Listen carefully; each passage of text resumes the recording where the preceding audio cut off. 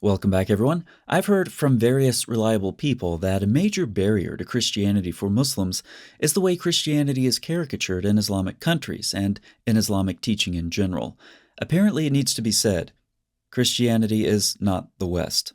This Muslim misunderstanding arises as a result of at least two factors. First, Muslims don't normally distinguish between religion, politics, and culture in their countries. Their religion is the state. So when Muslims look at the West, they can easily default to assuming the same thing about Christianity. The second factor is less sincere. The vast majority of Muslim leaders have absolutely no interest in accurately representing Christianity. We know this because we observe the steady stream of disgustingly careless polemics flowing out of the Muslim world. But both of these factors can be easily addressed, at least for Muslims whose leaders have them on leashes long enough that they can do something very, very risky. They can read the Bible. Once they begin to do this, it won't take long for Muslims to realize that Christianity is nothing like, say, the values or lack thereof that we see in Hollywood. For example, the lifestyle Jesus demands in the Sermon on the Mount is extraordinary. You have heard that it was said to our people long ago, "You must not murder anyone.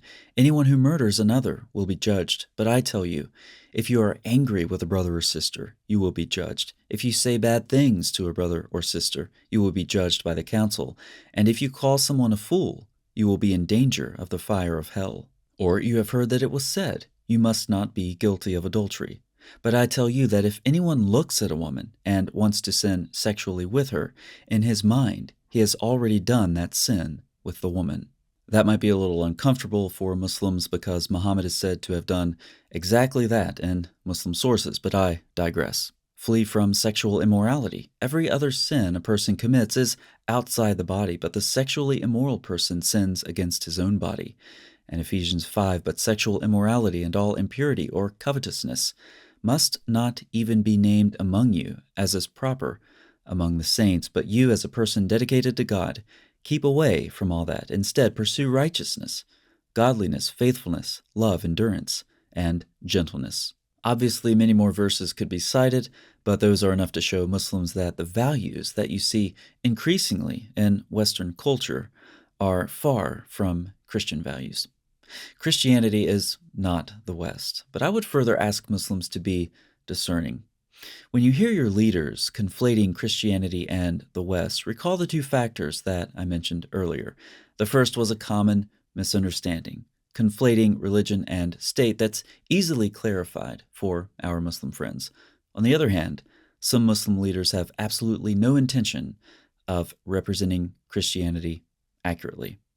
The worse their caricature, the more Muslims will want to disengage altogether. That's where the discernment is needed.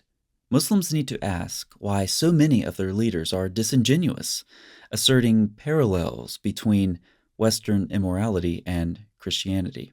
Ironically, if Muslims dig into this too much, they'll find that the morality demanded by Jesus and the Bible far exceeds the morality demanded by Muhammad and the Quran, and that's not an unfair caricature. That's the reality Muslim leaders don't want their followers to know. Thanks so much for watching. I'll see you next time.